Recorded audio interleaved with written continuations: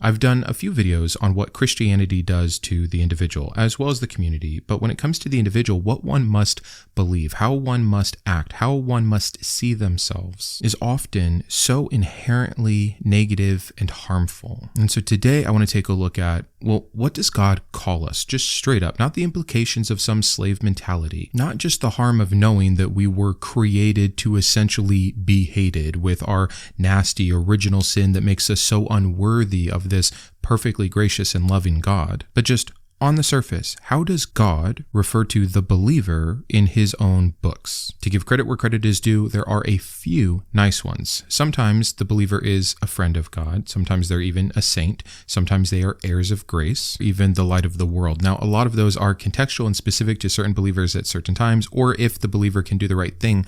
But more often in the Bible, we get some worse name calling from this God, and I'm going to go through a handful of examples today. So just imagine for yourself if your own father sometimes to some of your siblings said some nice things, but then when he was overgeneralizing and categorizing all of his children, he decided these titles would be more befitting. Think about if you would accept this from your own parents, and then try to justify why we should accept this from the perfect father. Now, some of these are going to sound even maybe initially humbling or endearing, but I think when you look into them and you hear the verses and you see the pattern, you're going to see this level of subservience, of dependence, and not in a healthy way, and even dehumanization. It's so strange to me that a God wanted to create us just to lower us, insult us, think so poorly of us. And you can put that blame back on us. We're so evil, we're so wicked, but I'd encourage you to go watch this video if that's your excuse. Let's start off simple. Children.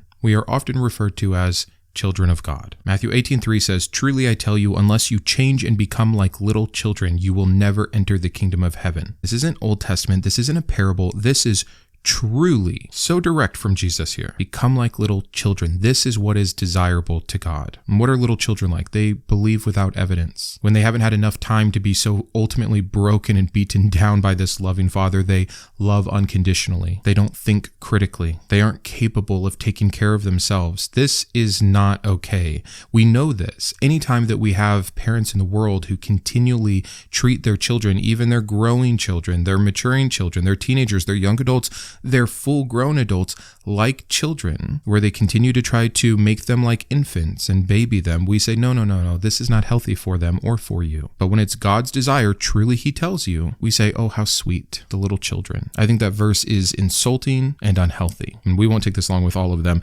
Also, though, in 1 John 3:1, see what great love the Father has lavished on us that we should be called children of God. See, there's one of the positive cases of it. And yes, again, they are trying to make the connection between a loving parent and their children, but I think first we have to examine if God is actually loving. And I've helped you out there too. Here's another video. Now, God calls us a few animal names in the Bible, but none more than sheep. John 10:27, my sheep listen to my voice. I know them and they follow me. Psalm 23:1, the Lord is my shepherd. I lack nothing. And 1,000 other verses where people like David are referring to themselves as the sheep and God is the shepherd, or God is directly calling us, like in John, sheep. Sheep that are 100% dependent. Sheep that are stupid. Sheep that are an animal that represents groupthink instead of individuality more than almost any other. Again, like children, it puts us in a category of lowliness and dependence where we are not enough on our own. And many Christians right now will just say, yeah, so what? Get over it. God is God. He is great. We are not. I'm not advocating that we should all be gods. I'm not advocating that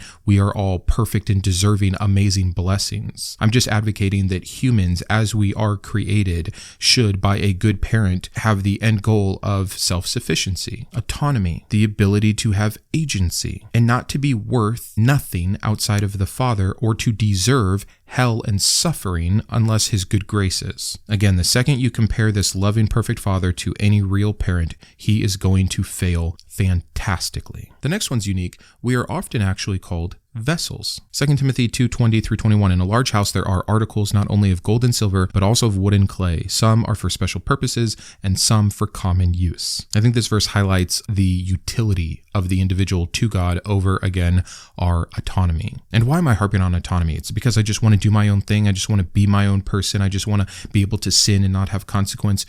No, it's because it's healthy. Imagine a human parent calling their children a vessel, an item of utility, where they will choose which child will be used for greater goods and which are just common. It puts people on an object category where the end goal is only the parent's desire and their design, not healthy, not loving. The second one is Romans 9:21. Does not the potter have the right to make out the same lump of clay, some pottery for special purposes and some for common use? So again, almost exactly the same thing. The clay and the potter analogy deserves its own episode. I really think that it is such a disgusting thing, and I know it is because anytime I've brought up the slave mentality of Christianity or the non-loving aspects of God's nature, all of a sudden, all those same Christians that would originally preach God's love and grace and friendship and desire for us to succeed and be blessed and also tell us about all that free will we have, immediately when pressed with anything negative fall back to, well, so what? God is sovereign. Well, so what? He's the potter. You're the clay. Who do you think you are? That bait and switch of Christianity that we talked about here. Well, which is it? Do I have free will, or am I just an object that God has already predestined how he is going to use me to his end goal? Those are two very different and mutually exclusive things. So it might be nice just to get the story straight before we move on. But the next one is dust. Genesis 3:19 states it for us, for dust you are, and to dust you will return. We are transient. We are insignificant. We started as dust until God did what? Breathed the breath of life into us. Again,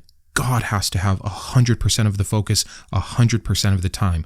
We are nothing. We only become something that is still wretched and horrific to him because of his own breath or spirit being put into us, made in his image. Isn't it amazing that we're still so broken and screwed up then? And then to dust we will return. Psalm 103:14, for he knows how we are formed. He remembers that we are dust. Similar to dust, this God also refers to us a few times as worms. Again, all of the animal analogies usually don't bear very well for us. Job 25:6, how much less a mortal who is but a maggot, a human being who is only a worm? Again, stressing what? Insignificance and lowliness. Now, this next one you might not take as much issue with, but I think when we think about this one and the two at the end, you're going to put it together.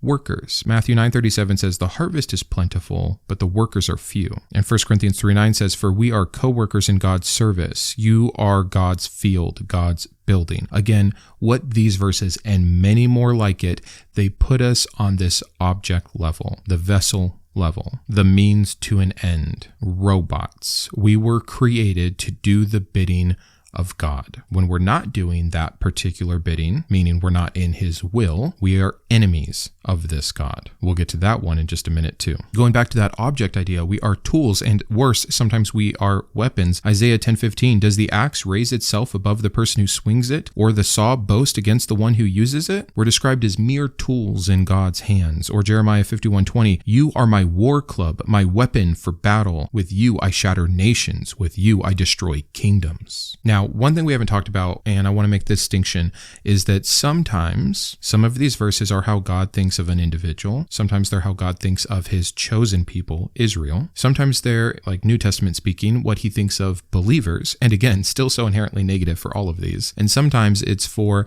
the lost in the world, the wicked, the evil, in which case you might say, well, yeah, God is describing his enemies. But in what universe would a perfect, loving, omniscient, all-powerful God who can do whatever he wants with full sovereignty create a lowly, remember how lowly we are apparently according to all of this, creation that is his grand design, where the vast majority of them would turn into enemies? Like, it's so absolutely ridiculous on its head that it doesn't work at all as an excuse for why God is so rude and cruel and mean. So for my next example, there are times where we are called dogs. First, we see Jesus do it to the Gentile woman, and this story is horrific. You've heard me talk about it a lot. Matthew 15:26. It is not right to take the children's bread and toss it to the dogs. Followed up by Jesus saying he comes only for the lost sheep of Israel. Bam, we get two insults in one. I have a chosen people group. I'm only here for them, not you. Paul will try to fix that later, but Jesus was clear. And my people are sheep.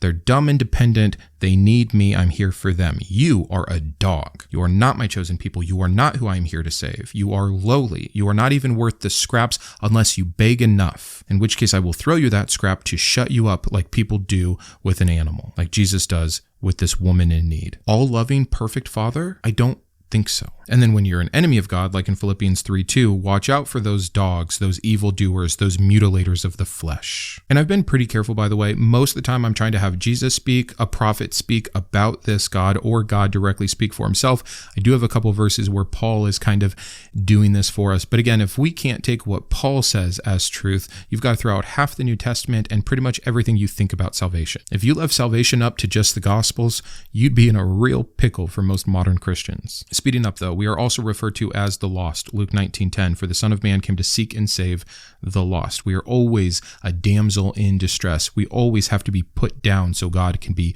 lifted up. We are also called the weak. 2 Corinthians 12:9, my grace is sufficient for you, for my power is made perfect in weakness. Again, this is about God's righteousness, his glory, his edification through our downfall. It's a ridiculous thing. We can see that again and some more of how God plays these games in 1 Corinthians 1:27, but God chose the foolish things of the world to shame the wise. God chose the weak things of this world to shame the strong. We are all just vessels and objects for God to do whatever he wants for his will, and usually to the detriment or the negative aspect of the individual. Also prisoners, Ephesians 3:1, for this reason I, Paul, the prisoner of Christ Jesus, for the sake of you Gentiles. So here's one of the examples of Paul. He calls himself a prisoner. We are also told from Paul to take Paul as the example, but that is not an example I would like to be. I do not need to lower myself to that position just to, again, make a perfect God feel good about himself. Even in the Old Testament, Isaiah 42:7, to open eyes that are blind, to free captives from prison, and to release from the dungeon those who sit in darkness. And there's so many more. There's beggars, there's chaff, sheaves and broken reeds, debtors and strangers. But I'm going to end with three last ones really quick. First, servants. Luke 17:10, so you also, when you have done everything you were told to do, should say, we are unworthy servants. We have only done our duty. Not just servants, unworthy. It's amazing what has to be put in there. We have to just continually remind people how lowly and useless you really are unless God finds a use for you. But even then, you're not worthy of it. That's just God's good grace. What an amazing gift to be used and abused for Christ. Ephesians 6:6, obey them not only to win their favor when their eye is on you, but as slaves of Christ, doing the will of God from your heart. You can have a slave, and that's a horrendous thing, and they have to obey you or else because of the consequence, but God takes that even a step further. Do it with a happy heart. It's actually maybe the most disgusting part of the entire slave mentality of Christianity. The commandment to love your master. Romans 6:16, you are slaves of the one you obey, whether you are slaves to sin, which leads to death, or obedience, which leads to righteousness. Slaves of righteousness, slaves of Christ. It's all over the Bible. And again, I talked about it earlier, and this term is usually just utilized for those who are not yet come to Christ. But still, the fact that this God has enemies is so ridiculous. Romans 5:10, for if while we were God's enemies, we were reconciled to him through the death of his son, how much more, having been reconciled, shall we be saved through his life? There's a positive spin on that verse, but it starts with us being enemies. Colossians 1:21, once you were alienated from God and were enemies in your minds because of your evil behavior. Again, anyone that is not perfectly in the will being used as that object, that vessel, that worker, that slave, that servant, etc. If you do not fit the molds that God has put you in, desired and designed you to be, you're an enemy of God himself. What an absolutely ridiculous notion